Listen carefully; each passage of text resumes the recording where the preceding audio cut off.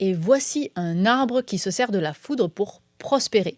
C'est un géant de la forêt qui non seulement reste insensible aux coups de foudre répétés, puis là on ne parle pas d'amour, on parle vraiment de coups de foudre, mais qui semble carrément survivre grâce à eux dans le climat tropical du Panama. Et pourtant, quand on y pense, c'est assez contre-intuitif. Quand on pense à la foudre qui frappe, on pense à un arbre qui explose, qui brûle, on pense à un incendie, l'arbre finit souvent très abîmé, alors que là, en fait, ça peut vraiment lui être bénéfique. Oui, et c'est ça l'effet waouh de cette découverte. La foudre ne détruit pas l'almendro, c'est le nom de l'arbre en question. Au contraire, non seulement il survit malgré les millions de volts pris en pleine face, mais cet impact de foudre va lui créer un environnement propice à sa croissance. En fait, cet arbre est un excellent conducteur de l'électricité, ce qui va lui permettre de transférer les effets de la foudre aux voisins.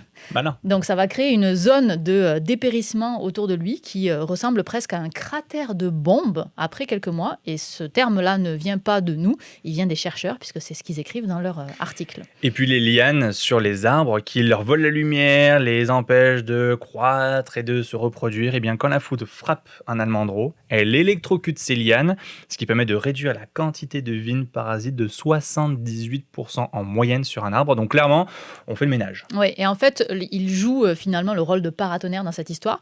Et c'est particulièrement avantageux, la perte des vignes parasites, on l'a parlé, la mort des arbres voisins qui lui permettrait d'avoir accès à plus de lumière, de produire donc plus de graines grâce à la foudre et même de gagner en espérance de vie.